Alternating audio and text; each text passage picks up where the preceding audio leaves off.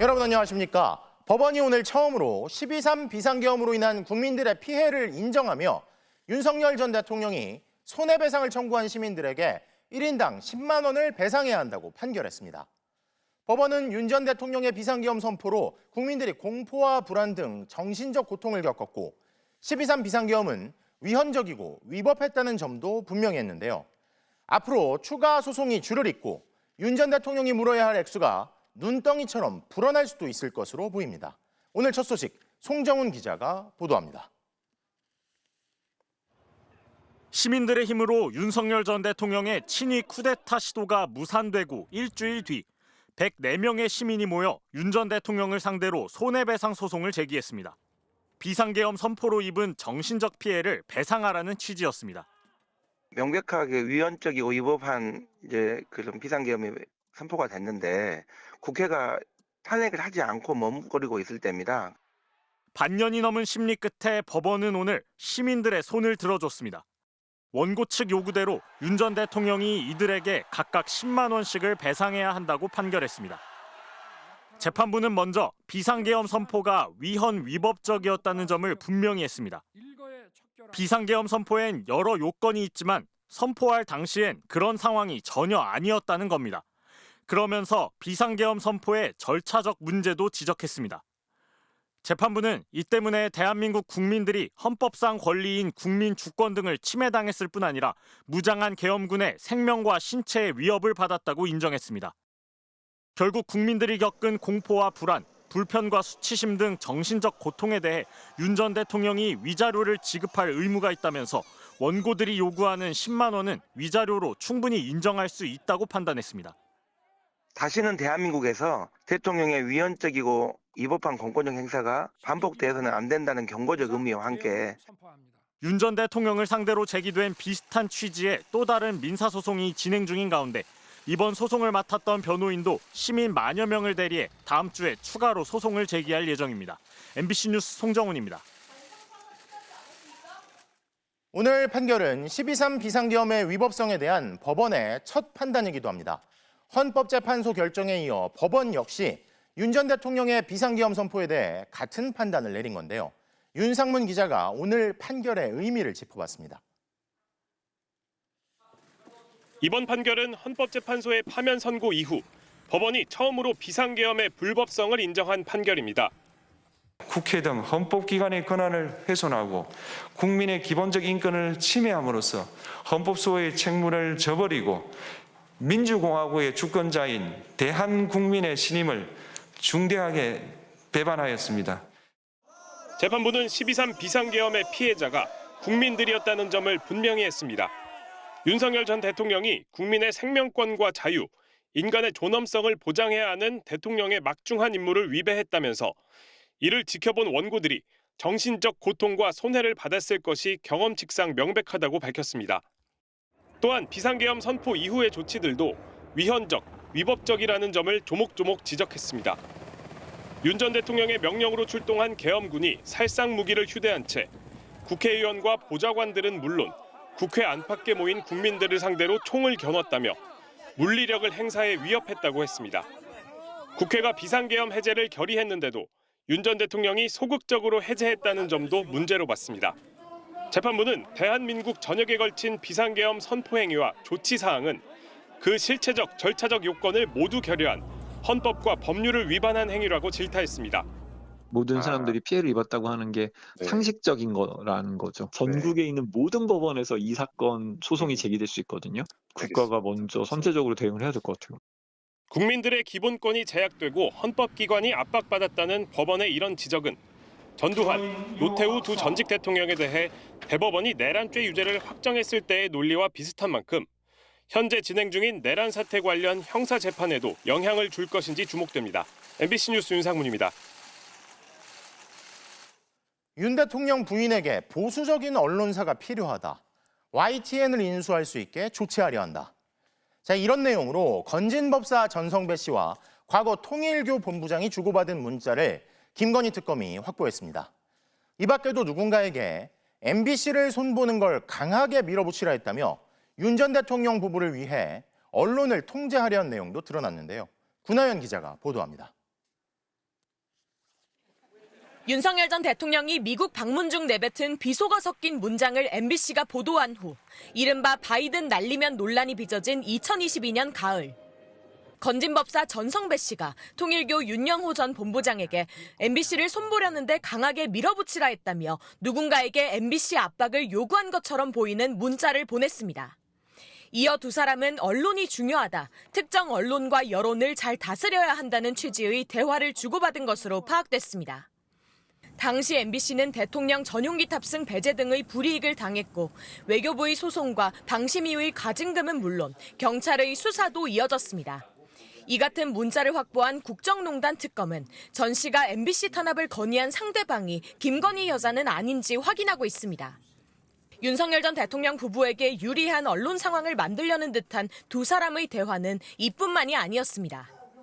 공기업들이 가지고 있던 YTN 지분 매각이 추진되던 지난 2022년 11월 무렵 윤 전 본부장은 전 씨에게 김건희 여사에게 보수적인 언론사가 필요하다는 메시지를 보냈고 전 씨 역시 이 무렵 윤 전 본부장에게 YTN을 인수할 수 있도록 조치하려 한다며 한전과 마사회 지분 가진 것을 확인하고 신윤계 의원에게 인수 방법을 알아보겠다는 메시지를 보냈습니다. 특검은 이 문자를 통일교 YTN 인수 청탁의 강력한 정황 증거로 보고 있습니다. 전 씨 측은 신윤계 의원과 연락한 적이 없고 YTN 인수에 관여한 적 없다고 특검에 진술했다고 설명했습니다. 윤 전 본부장 측은 YTN 인수를 청탁한 적 없다며 MBC를 언급한 전성배 씨의 문자는 전 씨의 일방적인 문자라고 밝혔습니다. MBC 뉴스 구나연입니다. 이런 가운데 내란 특검은 MBC 등 언론사 단전 단수를 지시한 혐의를 받는 이상민 전 행정안전부 장관을 조사하고 있습니다. 대통령실 CCTV를 통해 계엄 당일의 행적이 드러난 이 전 장관의 내란 가담 의혹뿐 아니라 헌법재판소 증언 등에서 위증을 한 혐의도 수사 대상인데요. 구승은 기자가 보도합니다. 이상민 전 행정안전부 장관이 내란 특검에 처음으로 출석했습니다. 단전 지시 혐의 아직도 부인하시는 입장이실까요? 이 전 장관은 계엄 당일 윤석열 전 대통령으로부터 MBC 등 언론사 건물에 단전 단수를 하라는 지시를 받고 소방청장에게 전화해 경찰에 협조 요청이 오면 조치하라고 지시한 혐의 등을 받습니다. 이 전 장관은 단전 단수 문건을 얼핏 보기만 했을 뿐이라며 혐의를 부인해왔습니다. 대통령실에서 종이 쪽지 몇 개를 좀 멀리서 이렇게 본 게 있습니다. 그런데 그 쪽지 중에는 소방청 단전 단수 이런 내용이 적혀져 있었습니다. 하지만 특검이 확보한 대통령실 대접견실 CCTV 등에는 이 전 장관이 어떤 문건을 들고 있는 모습이 담겨 있는 것으로 전해졌습니다. 특검은 단전 단수 지시가 허석곤 소방청장을 거쳐 소방청 차장과 서울 소방재난 본부장에게 전달됐다고 보고 있습니다. 최근 세 사람을 연이어 조사해 이 전 장관의 단전 단수 협조 요청 전화가 있었다는 진술을 확보했습니다. 지시를 받은 건 맞습니까? 지시라기보다는 그 전화는 제가 받았고요. 거기에 대해서는 아까 말씀드린 수사기관에서 성실하게 다 설명을 드렸습니다. 특검은 헌법재판소 증언 등에서 의혹을 부인한 이 전 장관에게 위증 혐의를 적용할 수 있는지도 검토하고 있습니다. MBC 뉴스 구승입니다. 윤 전 대통령 처가의 회사가 약 800억 원의 분양 실적을 올린 양평 공흥지구 아파트 개발 사업에 대한 특혜 의혹을 두고 김건희 국정농단 특검이 강제 수사에 착수했습니다. 윤 전 대통령의 부인과 장모, 오빠, 그리고 당시 양평 군수였던 국민의힘 김선교 의원에 대해 오늘 압수수색을 실시했는데요. 김지성 기자가 보도합니다. 경기도 양평 공흥지구에 위치한 350세대 규모 아파트입니다.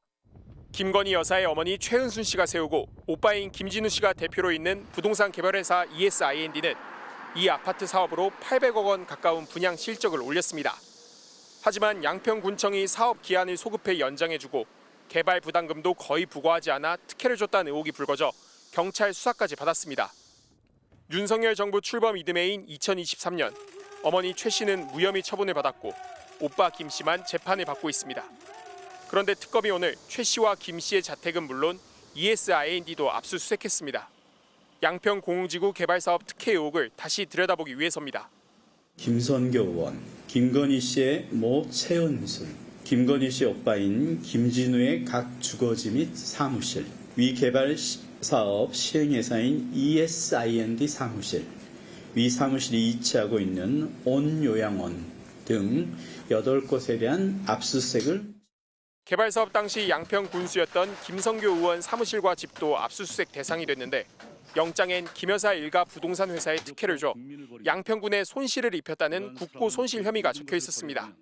공흥지구 개발과 관련해 허위 공문서 작성 혐의 등으로 재판을 받고 있는 양평군청 공무원 3명은 1심에선 무죄를 받은 상태입니다.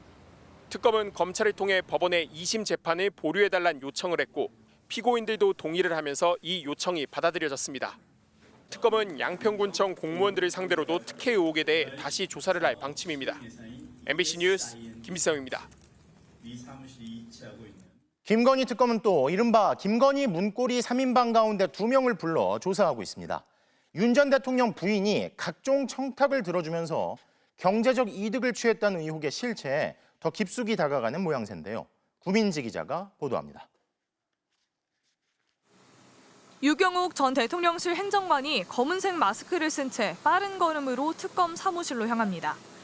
샤넬백 2개 다른 물건으로 교환한 거 맞으세요? 순방대 착용한 목걸이 누가 준 걸까요? 오후엔 정지원 전 행정관도 특검에 출석했습니다. 건의2 번호로 전성배 씨가 인사청탁 문자 보낸 거 맞나요?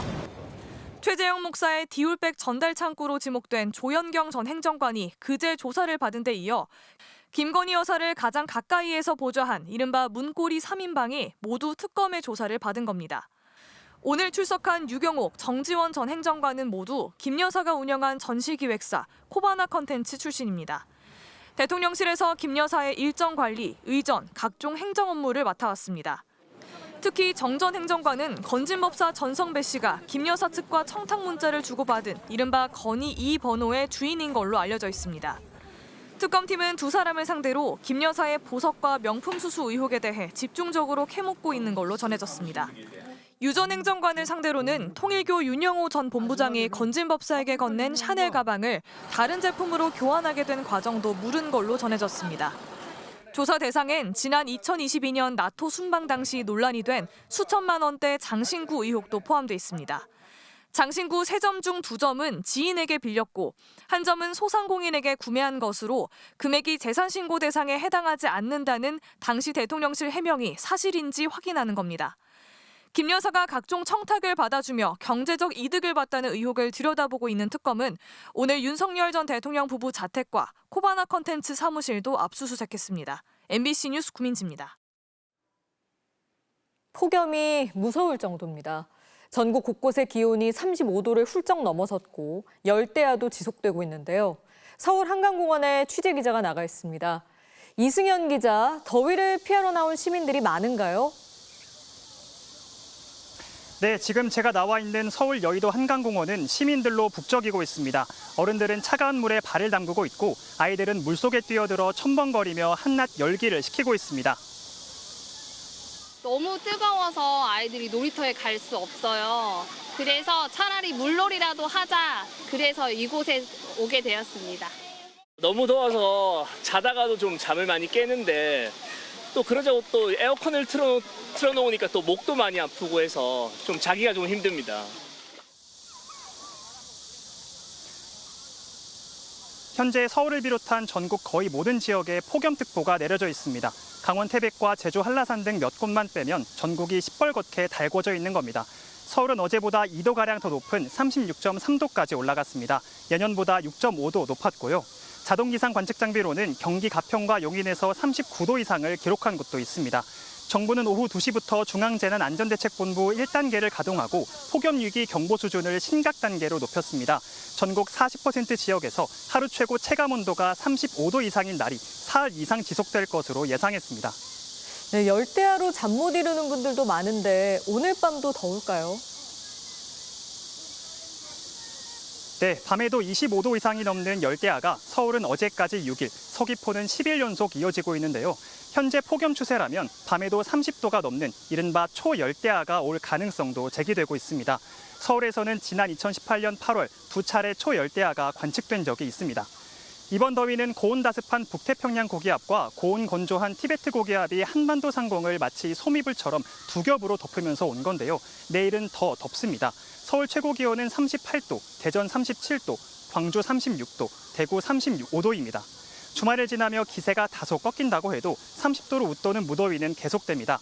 폭염으로 인한 온열 질환자는 지금까지 사망 10명 등 2,000명이 육박하고 있고요. 최근 사흘 연속 하루 100명 넘게 속출하고 있어 건강관리에 신경 써야겠습니다. 서울 여의도 물빛광장에서 MBC 뉴스 이승현입니다.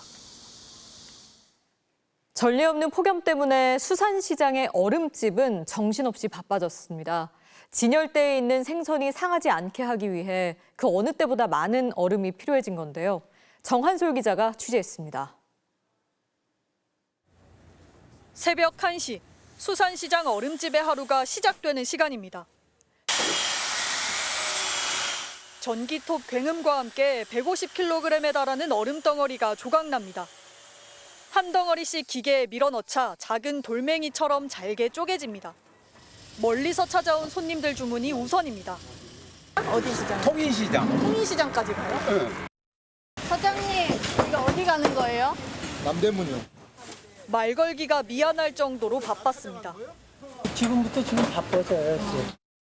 이웃 가게에는 손수레로 나르고 대용량 주문은 화물차가 맞습니다. 내가 말랐는데도 힘이 세요. 맨날 저 얼음째로 갖고 들었다 놨다 하니까. 자르고 포장하고 옮기기를 반복한 지 어느덧 5시간. 동이 텄습니다. 이렇게 배달된 얼음은 시장 상인들에게 한여름 필수품입니다. 국물은 이게 금방 상하거든요. 이렇게 상온에 놔두면 얼음에 완전히 재워둬야 되고 얼음이 많이 필요해요. 금방 녹아버리면 이게 보기 안 좋아요. 얼음이 없으면 아예 아무것도 못한다고 봐야죠. 최고의 선물이라고 해야 되나? 한낮 기온이 37도까지 오르면서 진열대에 있는 얼음이 녹기 시작합니다. 아직 안 팔린 갈치가 물에 잠겨버렸습니다. 1시간이면 얼음 다 없어지는 거예요. 저 위에 그 구분이 싹 가져가는 거예요. 그러자 얼음 주문이 또다시 밀려듭니다. 고된 노동을 더 힘들게 하는 불볕더위가 얼음집에서는 싫지만은 않다고 합니다. 더워도 우린 좋지. 얼음이 팔리니까.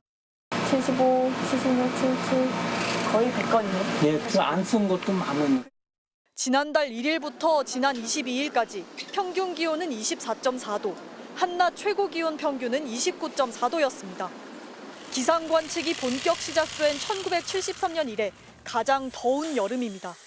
MBC 뉴스 정한솔입니다. 호우 피해 지역의 복구 작업이 계속되고 있지만 속도는 더디기만 합니다. 경기 가평 곳곳에서는 오늘로 엿새째 전기와 수도가 끊겨 있어 주민들이 촛불이나 개울물에 의지한 채 버티고 있는데요. 어젯밤 고병찬 기자가 전기가 끊긴 산골 마을에 다녀왔습니다. 집중호우로 전기가 끊긴 지 어제로 닷새째.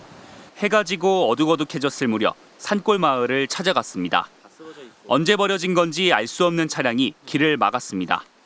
야간 사냥 끝에 멀리 보이는 손전등 물빛, 고립된 주민들입니다.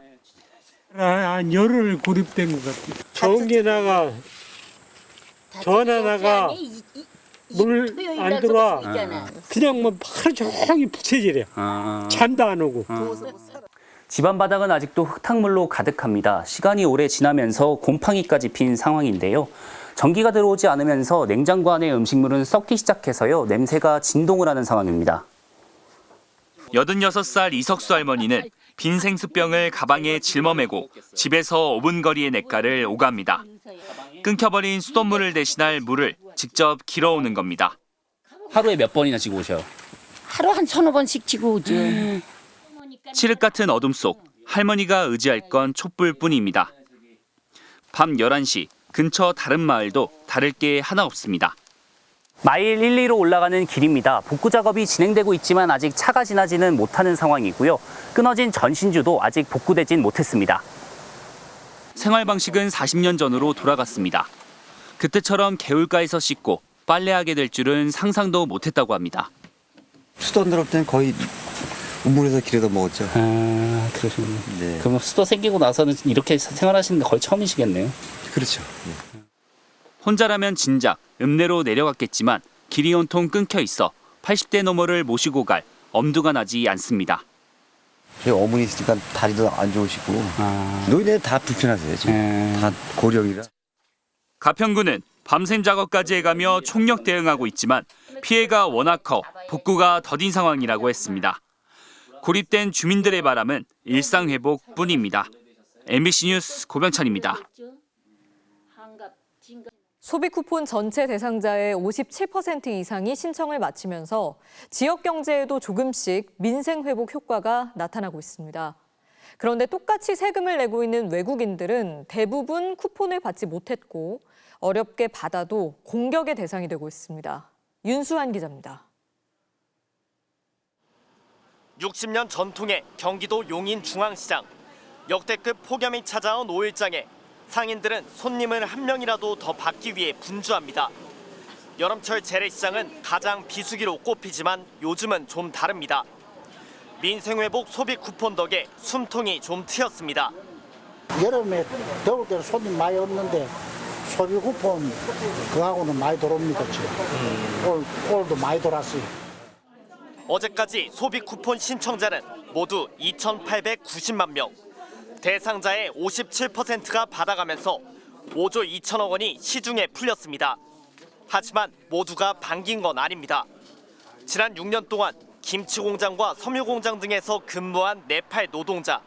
4대 보험료에 세금까지 꼬박꼬박 냈는데 소비 쿠폰 대상에선 제외됐습니다. 우리도 똑같은 일하고 세금 매달 냈어요. 지금도 받을 수 있으면 너무 좋겠어요. 물론 살 수 있어요. 사 먹을 수 있어요. 소비 쿠폰을 받을 수 있는 외국인은 35만 8천 명. 전체 외국인의 15%도 안 됩니다. 영주권자와 결혼 이민자로 건강보험 가입자이거나 의료급여 수급자인 경우에만 예외적으로 주기 때문입니다. 어렵게 받은 소비 쿠폰을 소셜미디어에 올린 한 귀하 여성은 무차별적인 댓글 공격을 당했습니다. 세금도 안 내는 외국인이라고 사실이 아닌 말로 공격하고 이럴 때만 한글 쓴다는 등 인종차별적인 공격도 많았습니다. 그분들도 대한민국에서 사는 거고 외국인이 됐던 우리도 그거 차별하는 거 아닌가요? 민생회복이란 제도의 취지를 고려하면 이주민을 배제해선 안 된다는 지적도 나옵니다. 정책 취지가 소비를 활성화하기 위한 거잖아요. 실질적으로 외국인이 없으면 지역 마트들이 시장이 살아나지 않는 곳이 많거든요. 지역일수록. 이재명 대통령은 경기도지사 시절 모든 외국인에게 코로나 재난지원금을 지원한 바 있습니다. 이주민 단체들은 국가인권위원회에 소비 쿠폰을 차별 없이 지급하라며 진정서를 냈습니다. MBC 뉴스 윤수환입니다. 경찰이 아들을 사제총으로 살해한 60대 남성에게 살인미수 혐의를 추가 적용하기로 했습니다. 아들만 살해하려 했다는 남성의 진술과 달리 자리에 있던 모두를 살해하려 한 것으로 본 겁니다. 이승지 기자입니다. 60대 조모 씨는 현관문을 열어준 아들을 향해 총 2발을 쐈습니다. 자신의 생일잔치 케이크를 나눠 먹고 나서 편의점에 다녀오겠다고 한 뒤 차에서 사제총을 가져온 것으로 경찰 조사 결과 드러났습니다. 이상한 김새는 없었습니다. 다른 가족들처럼 생일 축하 노래도 부르고 휴대폰으로 사진과 영상도 찍었습니다. 아들과 며느리, 손주 2명, 손주를 돌보던 가정교사까지 모두 5명이 더 있었습니다. 편의점 간다는 아버지가 한참 지나도 오지 않자 아들이 전화해 왜 안 오세요라고 걱정하기도 했습니다. 그런데 조 씨가 총을 갖고 와서 돌변한 겁니다. 조 씨는 가정교사가 문 밖으로 달아나자 문을 향해 한 발을 더 쐈고 뒤쫓기도 했습니다. 며느리는 아이들과 방으로 대피하면서 살려주세요, 남편이 총에 맞았어요라고 112에 신고했고 조 씨는 방에서 나오라며 소리쳤습니다. 경찰은 유족 진술 등을 토대로 조 씨에게 살인 혐의 등에 이어 살인 미수 혐의도 추가 적용하기로 했습니다. 며느리와 손주들, 가정교사까지 살해하려 한 것으로 판단한 겁니다. 범행 동기도 캐고 있습니다. 조 씨는 프로파일러에게 가족들로부터 매달 300만 원씩 받던 생활비가 지난해부터 끊겼다고 했고 아들에 대해서는 유일한 가족이 등을 돌려 배신감을 느꼈다는 취지로 진술한 것으로 알려졌습니다. 나는 원래 착하게 살아온 좋은 사람이라는 취지로 말한 것으로도 파악됐습니다. 하지만 아들을 왜 살해했는지 직접적 동기는 밝히지 않고 있습니다. 경제적으로 계속 지원해왔다는 유족들 말과도 맞지 않습니다. 경찰은 조 씨의 아이폰 잠금을 열어 지난해 8월부터 범행을 준비한 정황을 확인했습니다. 사제총 제작에 쓰인 쇠파이프 구매 내역이 나온 겁니다. 조 씨의 금융계좌와 통화 내역에 대한 압수수색 영장을 발부받은 경찰은 자료 내용과 조 씨 진술이 일치하는지도 확인할 방침입니다. 또 남은 실탄 80여 발이 추가 범행 용도였는지도 규명할 계획입니다. MBC 뉴스 이승지입니다. 미국이 일방적으로 관세 협상 회담을 취소한 뒤 처음으로 한미 산업관계 장관이 회담을 가졌습니다. 미국 측이 노골적으로 거액의 투자 등을 요구하고 있는데요. 이지수 기자입니다. 미국 워싱턴에서 우리 측 김정관 산업장관과 미국 측 하워드 러트닉 상무장관이 1시간 20분 동안 마주 앉았습니다. 하지만 8월 1일 이전 협상을 타결하자는 의지를 재확인한 것 외에 성과는 없었습니다. 결과를 보고받은 대통령실은 대책회의를 열고 국익을 최우선으로 관세와 비관세 장벽을 함께 묶어 대응하자는 기조를 재확인했습니다. 특히 농산물도 협상 테이블에 올랐다는 사실도 공개했습니다. 협상 품목 안에는 농산물도 포함되어 있습니다. 대통령실은 차분한 대응 기조를 유지하고 있지만 미국 측 압박은 거듭 거세지고 있습니다. 러트닉 장관은 회담을 불과 1시간 반 앞두고 경제매체 CNBC 방송과 인터뷰에서 한국, 일본은 늘 서로 견제하기 때문에 한국 사람들이 일본과의 협상 내용을 보고 욕했을 거라고 말했습니다. 대놓고 일본 수준의 선물을 요구한 겁니다. 성과가 없었던 회담 직후엔 도널드 트럼프 대통령이 노골적으로 돈 얘기를 꺼냈습니다. They bought it down, basically. But could other countries buy it down? Yeah, I would let other countries buy it down. Sure. 우리 정부는 미국 측 일부 요구를 수용해 30개월 이상 소고기 수입, 고정밀 지리정보 제공 등 6가지를 제안한 것으로 전해졌습니다. 하지만 미국 측은 우리 제안이 부족하다는 듯 회담을 전후해 장관과 대통령이 직접 나서 노골적으로 돈 얘기를 꺼내든 겁니다. 미국은 4천억 달러, 우리 돈 547조 원의 투자를 요구한 것으로 전해지는데 우리 기업 투자 예상액 1천억 달러를 크게 뛰어넘습니다. 전형적인 트럼프 협상 전략이 아닌가 싶습니다. 좀 더 많은 양보안을 가지고 미국에 올 것이다. 김정관 산업부 장관은 미국 현지에서 더그 버검 국가에너지위원장과 제이미슨 그리어 USTR 대표와 회담을 이어갈 예정입니다.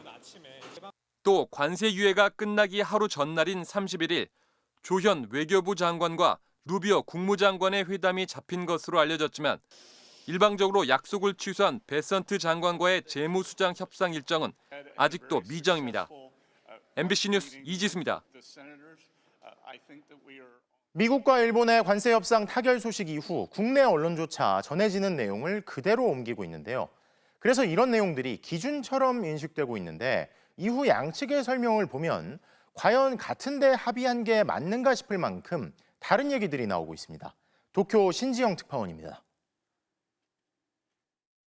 미국 백악관이 공개한 무역합의 요약 자료. 일본산 수입품 전반에 15% 관세를 부과한다고 했지만 정작 언제부터인지가 빠졌습니다. 또 일본이 매년 수십억 달러의 미국산 방산 장비를 추가로 구매할 예정이라고 돼 있는데 일본 측은 기존 계획에 포함된 것이지 신규 구매는 아니라고 합니다. 5,500억 달러 규모의 대미 투자 기구를 만들 거란 대목은 더 이상합니다. 트럼프 대통령은 이 돈이 선수가 구단과 계약할 때처럼 보너스를 받은 거라고 자랑했습니다.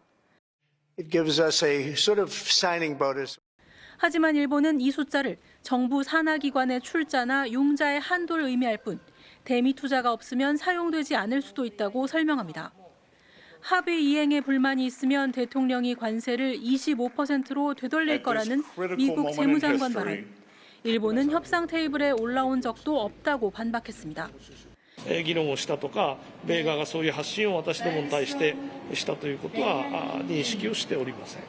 심지어 양국 간 공동 합의문도 없습니다.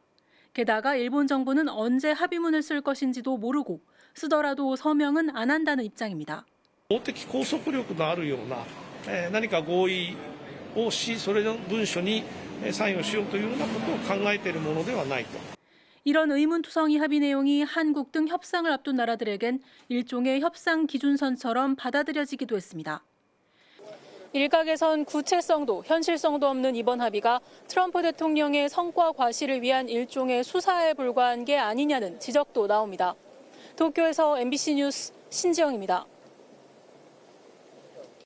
이재명 대통령이 SPC 공장을 찾아 노동자가 죽지 않는 사회를 만들자고 당부했습니다. 또 취임 뒤 처음으로 찾은 부산에선 신속한 해양수산부 이전을 다시 한번 강조했습니다. 정상빈 기자가 보도합니다. 어린 시절 공장에서 일하다 기계에 팔이 끼어 장애를 얻은 이재명 대통령. 노동자들이 잇따라 희생된 사업장을 매섭게 지적했습니다. 떨어져서 죽고, 깔려서 죽고, 끼어서 죽고. 똑같은 현장에서 똑같은 방식으로 똑같은 사고가 반복되는 것은 사실은 문제가 있습니다. 지난 3년간 노동자 3명이 모두 야간 근로를 하다 숨진 SPC 삼립. 이 대통령은 죽음의 원인으로 노동자들이 저녁 7시부터 아침 7시까지 12시간씩 2교대로 장시간 일하는 노동 환경을 지목했습니다. 졸리면 당연히 쓰러지고 끼지고 그럴 수 있죠. 근데 이건 사실 예측할 수 있거든요. 취임 후 처음으로 방문한 부산에선 지역 균형 발전 방안이 논의됐습니다. 회사법원 문제나 동남권 투자은행 설립 문제도 최대한 시간을 줄여서 신속하게 해볼 생각입니다. 시민들은 조속한 가덕도 신공항 건설, 지역 청년의 공공기관 의무 채용 규모 증가 등을 제안했고, 이 대통령은 해양수산부의 이전과 부울경 메가시티 조성 등 공약을 신속하게 이행하겠다고 강조했습니다. 조만간 부산으로 이전하게 된 해양수산부 공무원들을 향해서는 특별한 희생에 특별한 보상을 하겠다는 신념대로 억울하지 않게 대책을 충분히 수립하겠다고 말했습니다. MBC 뉴스 정상빈입니다. 생명과 안전을 강조하는 오늘 대통령의 이야기는 단호했습니다. 하지만 이런 당부가 닿지 않는 현장은 여전히 존재하는데요. 차주혁 노동전문 기자가 짚었습니다.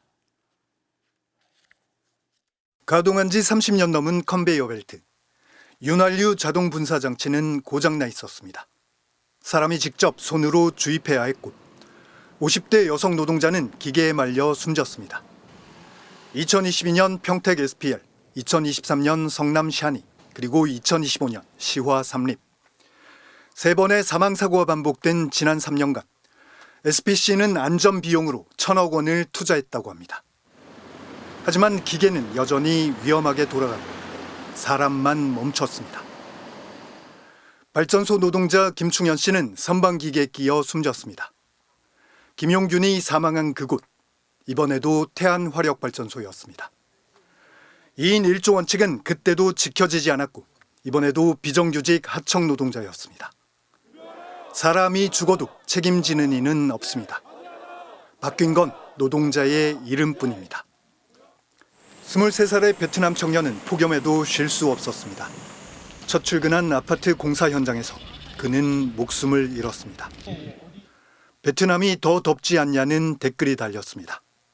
죽음마저 조롱당했습니다. 스리랑카에서 온 이주 노동자는 지게차에 묶인 채 공장 안을 끌려다녔습니다. 비닐랩으로 결박된 몸, 공중에 매달린 채 조롱당하는 모습을 동료들은 영상으로 기록했습니다. 장난이었다는 변명은 면죄부가 될 수 없습니다. 노동을 외주화하면 안전은 책임이 아니라 비용이 됩니다. 비정규직, 하청, 이주 노동자.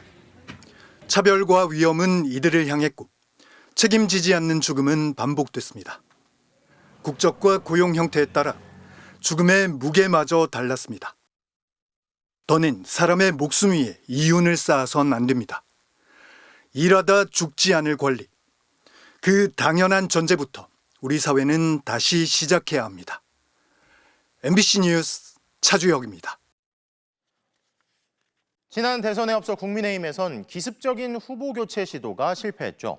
이에 대해 당무 감사 결과 권영세 전 비대위원장과 이양수 전 선관위원장에 대해 다음 총선 출마가 불가능한 중징계 청구 결과가 나왔습니다. 하지만 당내에서조차 중징계 확정은 힘들 거란 관측이 나오는데요. 김세영 기자입니다. 지난 5월 10일 새벽 국민의힘 비대위가 김문수 후보의 자격을 박탈하고 한덕수 전 총리를 후보로 등록시키며 기습적으로 대선 후보를 교체했습니다. 결국 당원 투표에서 부결돼 무산됐지만 강제 교체 논란에 당무감사가 가동됐습니다. 당무감사위는 전당대회에서 김문수 후보를 선출했는데 비대위가 이를 강제로 바꿀 권한은 없다고 판단했습니다. 후보 교체를 한 것은 당원 당규상 근거가 없는 것이고 불법한 행위였다고 보여집니다. 당무감사위는 후보 교체를 주도적으로 처리한 당시 권영세 비대위원장과 이양수 선거관리위원장을 책임자로 지목하며 당원권 정지 3년의 중징계를 당 윤리위원회에 청구하기로 했습니다. 다만 권성동 당시 원내대표에 대해선 두 의원만큼 책임질 만한 행위는 없었다고 판단했습니다. 권영세 의원은 수용할 수 없는 결정이며 파당적인 결정을 주도한 사람들이 책임을 지게 될 것이라고 반발했고, 이양수 의원도 MBC 질의에 윤리위에서 바로 잡아줄 것이라고 답했습니다. 징계 대상에서 빠진 권성동 의원은 나도 함께 징계 회부하라며 날을 세웠습니다. 당 윤리위원회는 징계안 회부 한 달 안에 최종 결정을 내리는데 당원권 3년 정지가 확정될 경우 두 의원은 2028년 총선에 국민의힘 후보로 출마할 수 없게 됩니다. 다만 칼자루를 진 윤리위원장은 권영세 전 비대위원장이 임명한 인물입니다. 당 안팎에서는 윤리위가 이번 징계 수위를 그대로 받아들이긴 어려울 거란 관측이 나옵니다. MBC 뉴스 김세영입니다. 의정 갈등 이후에 응급실 뺑뺑이 실태 앞서 전해드렸는데요. 지난해부터 구급대와 병원을 전산으로 한 번에 연결해주는 시스템이 도입됐지만 도입 1년 반이 다 되도록 이 시스템을 쓴 병원이 절반도 안 되는 것으로 나타났습니다. 정혜인 기자의 단독 보도입니다. 경기도 의정부의 한 응급실 입구. 응급 환자를 태우고 온 구급대원들의 손에 하나같이 태블릿 PC가 들려 있습니다. 구급 일지 등을 입력하는 119 구급 스마트 시스템인데 지난해 2월 여기에 병원 선정 기능이 도입됐습니다. 구급대가 환자 상태를 입력해 전송하면 각 병원이 수용 가능 여부를 회신하는 방식입니다. 하지만 이 시스템을 이용해 응급실을 찾아왔다는 구급대원은 찾아보기 어렵습니다. 전산으로 병원이랑 이렇게 정보 주고받을 수 있도록 했다고 들었는데 네. 그거는 좀 잘 이용하고 계세요? 좀 빨리빨리 병원이랑 소통을 하고 선정을 하려면은 아무래도 직접적인 통화 연결이 더 수월하다 보니까 만약 시스템에 올려놓고 기다릴 수는 없는 상황이라 안 맞아요. 현실이 쓸 수가 없어요. 아 진짜요? 위급한 환자를 이송하는 상황에서 다양한 증상을 구체적으로 입력하고 병원의 회신만 기다리고 있기가 현실적으로 어렵다는 겁니다. 워낙에 케이스가 다양한데 이런 걸로 이제 회기라 시켜가지고 병원에서 수용할 수 있냐 없냐 이제 그걸 다짜고짜 갑자기 물어보면은 그거 정보가 부족합니다라고 더 주세요라고 하잖아요. 기껏 시간을 들여 입력해도 결국 다시 응급실과 통화를 해야 하니 시간만 더 늦어진다는 게 구급대원들의 얘기입니다. 다 담아서 저희가 조정을 할 수가 없으니까 굉장히 세세한 걸 많이 물어보거든요. 병원들도 잘 쓰지 않는 건 마찬가지입니다. MBC가 입수한 소방청의 119 구급 스마트 시스템 활용 현황을 보면 지난달까지 전국 응급의료기관 527곳 가운데 이 시스템을 한 번이라도 썼던 곳은 49.1%에 불과했습니다. 시행한 지 1년 반이 돼가지만 전체 응급실의 절반도 쓰지 않고 있는 겁니다. 시스템에 등록돼 있어도 실제로는 거의 쓰지 않는 병원도 상당수입니다. 맞는 병원도 인력도 없고 여러 가지 객관적 여건이 있지만 그런 거는 이 시스템에 담을 수가 없거든요. 응급실 뺑뺑이를 줄이겠다며 정부가 시스템을 만들어놨지만 정작 구급대원과 병원들은 잘 쓰지 않는 현실. 응급 환자를 놓고 구급대원들이 끝없이 전화만 돌리는 현실을 바꾸기 위해서는 근본적인 시스템의 개선이 필요해 보입니다. MBC 뉴스 정혜인입니다. 경기 가평 캠핑장에서 산사태로 실종됐던 중학생 아들이 시신으로 발견되면서 실종자는 이제 어머니만 남았습니다. 일가족 4명 가운데 3명이 숨지거나 실종된 안타까운 사건인데요. 그런데 저희가 취재해보니 캠핑장 바로 뒷산이 산사태 위험이 가장 높은 A등급 취약 지역이었는데도 캠핑장은 취약 지역으로 지정이 안 돼 있었습니다. 원석진 기자의 보도입니다.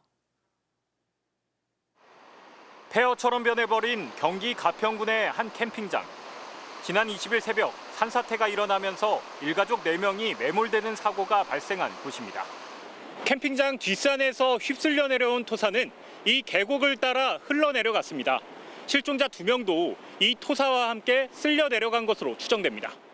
누구나 접속할 수 있는 공공 데이터 포털에서 가평군 내 산사태 취약 지역을 살펴봤습니다. 이번에 산사태가 난 캠핑장 뒷산이 지난 2015년 산사태 취약 지역으로 지정된 것으로 나옵니다. 산사태 위험이 가장 높은 A등급이었습니다. 그런데 바로 아래 위치한 캠핑장은 산사태 취약 지역이 아닙니다. 캠핑장은 뒷산이 산사태 취약 지역으로 지정된 지 3년 뒤인 2018년부터 영업을 시작했습니다. 현행법상 캠핑장은 산사태, 침수와 유실, 낙석 우려가 없는 곳에 위치해야 합니다. 하지만 산사태 취약 지역이 아니다 보니 A급 산사태 취약 지역 바로 아래인데도 캠핑장 영업이 가능했던 겁니다. 가평군은 캠핑장 측에 옹벽 같은 산사태 방지용 시설 설치도 따로 요구하지 않았습니다. 여기에 캠핑장이 들어서서 만약에 뒤에 취약지역이 있다면 여기까지도 검토할 필요는 있었을 거라고. 또 캠핑장 부지는 지난 2011년 땅 주인 요청으로 임야에서 대지로 용도가 변경돼 산사태 취약 지역 기초조사 대상에서 아예 제외됐습니다. 가평군은 MBC에 7년 전 캠핑장을 현장 확인했지만 산사태 위험이 없어 별다른 조치를 취하지는 않았다고 했습니다. 또 같은 필지로 묶이기는 하지만 캠핑장 뒷산 전부가 산사태 취약 지역은 아니고 캠핑장과 거리가 떨어진 지점만 취약 지역에 해당한다고 설명했습니다. 그러면서 산사태가 난 캠핑장 바로 위쪽에 대해서는 2027년 기초조사를 계획하고 있었다고 했습니다. MBC 뉴스 원석진입니다. 얼마 전 극한 호우에 남해 앞바다에 쓰레기가 밀려들었습니다. 댐 방류로 어민들이 직격탄을 맞은 건데요. 서윤식 기자가 현장 취재했습니다. 긴 띠를 이룬 쓰레기가 바다를 떠다닙니다. 바닷물이 보이지 않을 정도로 부유물이 방파제를 뒤덮었습니다. 내가 이 동네 태양 살면서 일이 된 게 제일 최악입니다. 지금 찌꺼리 이렇게 많이 채. 남강댐은 초당 최대 3,250톤, 6억 9천여만 톤의 물을 4천만 쪽으로 방류했습니다. 속수무책으로 남해 바다로 쏟아진 쓰레기는 2천여 톤. 막대한 민물 유입으로 바지락과 새조개 등 해양 생물의 집단 폐사를 목전에 두고 있습니다. 지금 떠다니는 이게 가라앉으면 그 대적이 쌓여가지고 땅이 썩어버리는 거라 바다 밑이 자체가. 캄캄한 새벽, 경남 사천만 바다로 나가는 어민들은 항구를 벗어나자마자 암초처럼 곳곳에 거대한 쓰레기 더미를 맞닥뜨립니다. 그물로 이래갖고는 못 던진다 못 던지. 일이 많아갖고 우찌 던지기고. 결국 쓰레기 때문에 배는 더 이상 나가지 못합니다. 스크류에 뭐가 좀 잔뜩 걸려가지고 지금 운행이 조금 배가 많이 떨리죠. 그나마 쓰레기가 없는 곳에 그물을 부렸지만 올라온 전어는 낱마리에 불과합니다. 바다 못지않게 남강댐 안도 심각합니다. 현재 댐 안에 갇힌 쓰레기는 무려 2만 톤. 모두 수거하는데 한 달 정도 걸려 경남 서부 백만 주민의 식수원 오염까지 우려되고 있습니다. MBC 뉴스 서윤식입니다. 학교를 떠났던 의대생들이 2학기에 복귀할 수 있게 됐습니다. 정부가 교육기간 단축과 의사 국가고시 추가 시행까지 추진하기로 한 건데요. 의료 공백이 심해 내린 조치지만 특혜 논란은 피할 수 없어 보입니다. 배주환 기자입니다. 유급 제적 대상인 의대생 8,351명이 오는 2학기 학교로 돌아올 수 있는 길이 열렸습니다. 핵심은 교육기간 압축입니다. 우선 1학기에 듣지 못한 수업은 계절학기 등을 이용해 듣게 합니다. 결과적으로 교육기간이 반년 줄게 된 겁니다. 이렇게 예과와 본과를 합쳐 6년인 의대 과정이 5년 반이 되고 지난해부터 1년 반 동안 수업을 듣지 않았던 의대생들은 졸업이 1년만 미뤄지게 됩니다. 단순히 졸업의 문제가 아니라 수련체계, 국가의료인력 양성체계와 관련된 문제입니다. 국가적인 차원에서 그 체계를 신속히 회복하기 위한 것입니다. 다만 1,900시간 가까이 실습 시간을 채워야 하는 본과 4학년은 2학기를 그대로 소화한 뒤 내년 8월 졸업합니다. 대신 이들을 위한 의사 국가고시 추가 시행이 추진됩니다. 내년 8월에 졸업하게 되는 현 본과 4학년의 경우 올해 9월과 내년 1월 진행되는 실기, 필기 시험을 치를 수 없기 때문입니다. 국시가 추가 시행되면 이들은 졸업 후 공백 없이 의사 면허를 딸 수 있습니다. 이런 특혜는 처음이 아닙니다. 지난 2020년 의대생들은 의대 증원과 공공의대 설립에 반대하며 국시를 거부했지만 정부는 국시 추가 조치로 이들을 구제했습니다. 그러면서 같은 특혜는 없을 거라고 못 박았습니다. 그리고 앞으로도 이렇게 단체로 시험을 거부했을 경우는 결코 같은 방법으로 대처하지 않는다는 말씀을 드립니다. 하지만 정부는 또다시 백기를 들었습니다. 올해 신규 배출 의사는 269명, 전년 대비 8.8% 수준으로 쪼그라들었습니다. 결국 섣부른 의대 증원 발표로 시작된 갈등이 의료 공백으로 이어지며 정부는 스스로와의 약속을 뒤집게 됐습니다. MBC 뉴스 배주환입니다.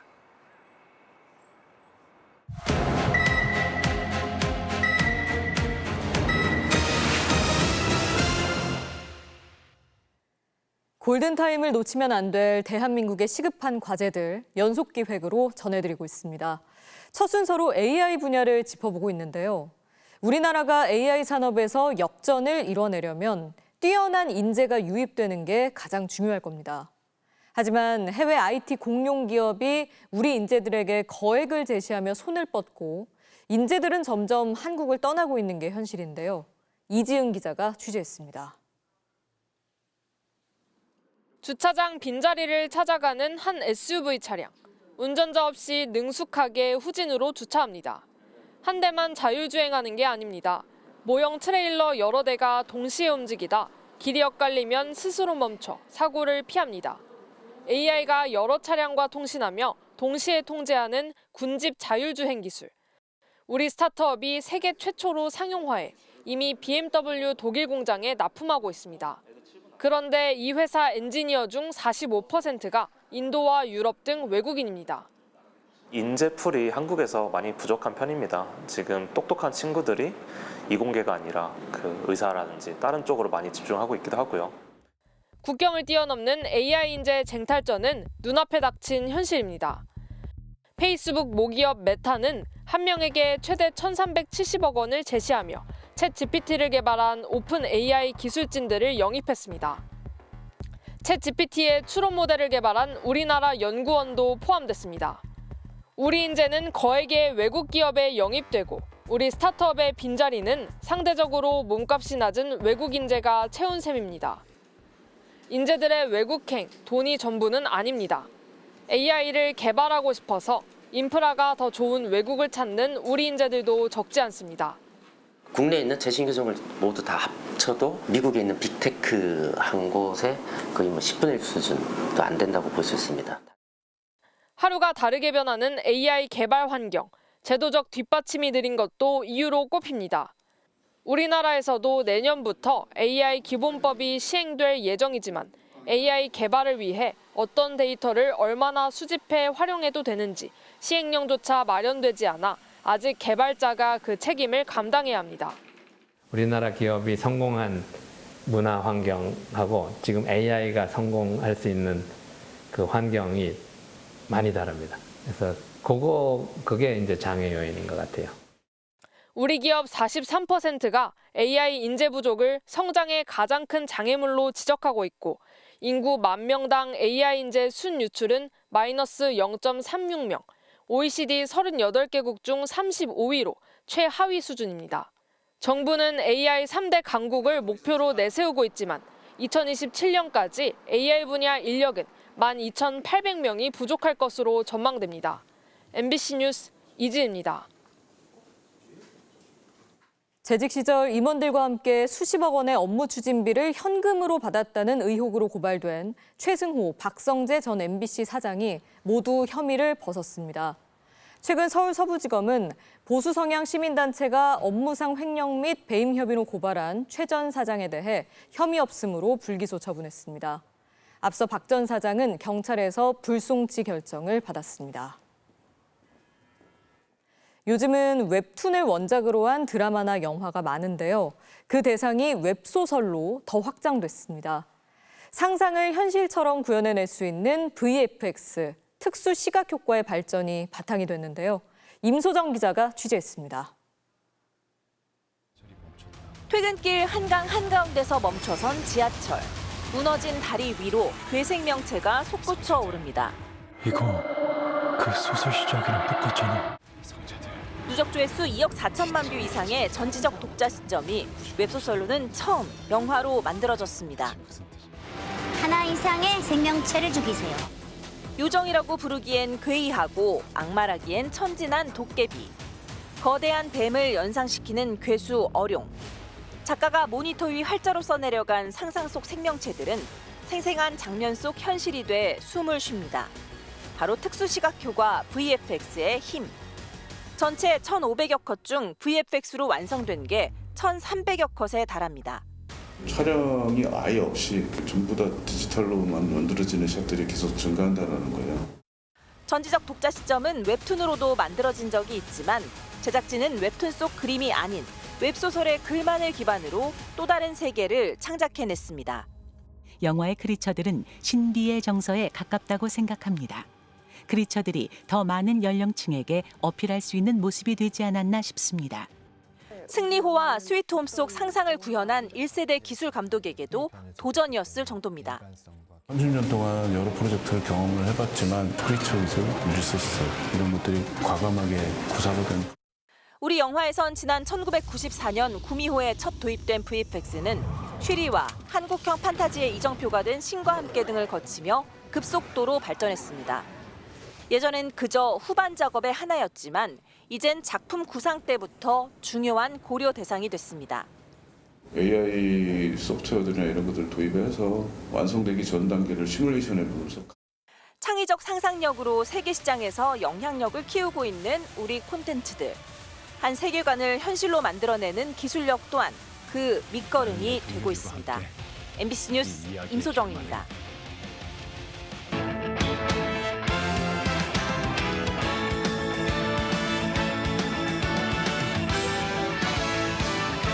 금요일 밤 스포츠 뉴스입니다.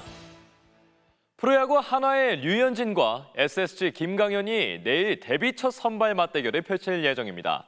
한국 야구를 상징하는 두 투수의 역사적인 정면 대결에 팬들의 관심 정말 뜨거운데요. 박재웅 기자가 전합니다. KBO 리그가 배출한 최고의 투수 류현진, 그리고 류현진과 비교 가능한 유일한 투수 김광현. 2000년대 한국 야구를 상징하는 두 투수가 드디어 내일 역사적인 맞대결을 펼칩니다. 올림픽, WBC 등 한국 야구의 굵직한 순간들을 함께 일궈냈지만 정작 정규 시즌에서는 한 번도 만나지 못한 류현진과 김광현. 지난 2010년 맞대결이 예정됐다가 비로 취소돼 멋쩍은 악수만 오간 게 전부였고 2011년 시범 경기에서 나란히 3이닝 안팎을 소화한 게 그나마 유일한 기록입니다. 라이벌은 제 개인적인 생각일지 모르겠지만 1명, 2명 정도 있는 거는 괜찮다고 생각하고 있습니다. 하나 타자들의 어떤 점이 좋고 어떤 점이 나쁜지 약점을 잘 공략해가지고 제가 최대한 점수를 안 줄 수 있도록 노력해야죠. 이후 팬들의 상상 속에만 있던 맞대결은 두 선수가 마흔을 바라보는 올해 성사됐습니다. 취소가 되거나 그런 일 없이 그 하늘이 만들어 주셔야 되기 때문에 그때 되면은 또 그때 생각이 더 달라질 것 같습니다. 두 선수 모두 전성기 시절의 9위와는 조금 차이가 있지만 처음이자 마지막일지 모를 역사적인 승부에 팬들은 기대감을 감추지 못하고 있습니다.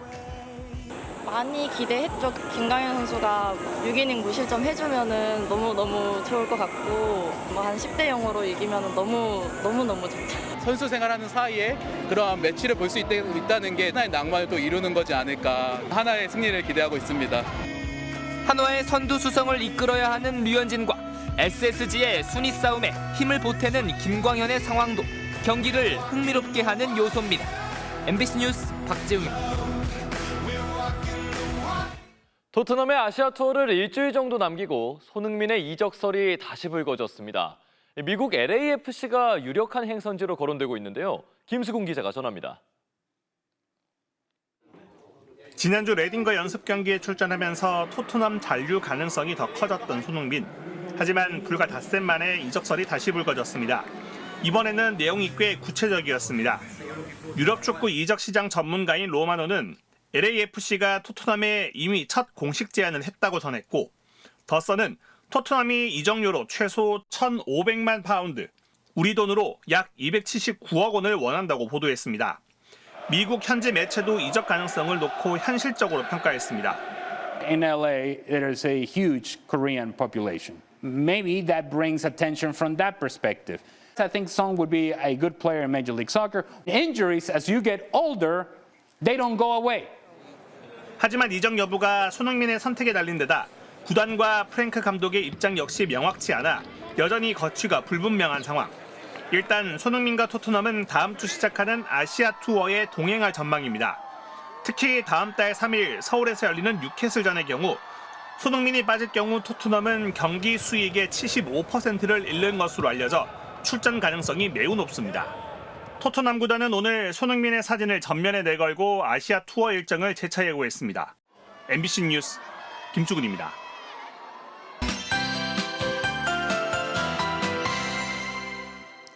오늘도 전국이 뜨겁게 달아올랐습니다. 오전 9시부터 이미 33도를 넘어섰고 11시엔 35도, 오후 무렵 수도권 지역은 40도에 육박했습니다. 오늘 경기도 광주 태촌면의 기온이 40.5도까지 치솟았고요. 서울 동작구도 38.1도까지 올랐습니다. 주말인 내일은 이번 폭염의 최대 고비가 되겠습니다. 전국에 빨갛게 폭염 경보가 내려져 있고요. 내일 서울의 한낮 기온이 38도까지 올라서 올 들어 가장 높은 기온을 기록할 것으로 보이고요. 대전 37도, 광주 36도까지 오르겠습니다. 지금 우리나라를 뒤덮고 있는 고기압과 남쪽 열대요란 지역 사이에서 기압 경도력이 강해지고 있는데요. 따라서 당분간 제주 해상에서는 거센 풍랑이 일겠고 주말 사이엔 제주에 비와 함께 강풍이 몰아치겠습니다. 내일도 내륙 지역은 맑겠고요. 제주는 오후부터 비가 내리기 시작하겠습니다. 오늘 밤 사이에도 열대야는 계속됩니다. 서울의 최저 기온이 28도에 체감온도는 30도 안팎으로 초열대야에 버금가겠고요. 한낮 기온은 서울이 38도, 대구 35도까지 오르겠습니다. 극심한 폭염은 다음 주 초까지도 계속될 전망입니다. 날씨였습니다. 무더위에 건강 유의하시고 휴가 가는 길 안전하게 이동하시길 바랍니다. 금요일 뉴스데스크 마칩니다. 시청해주신 여러분 고맙습니다.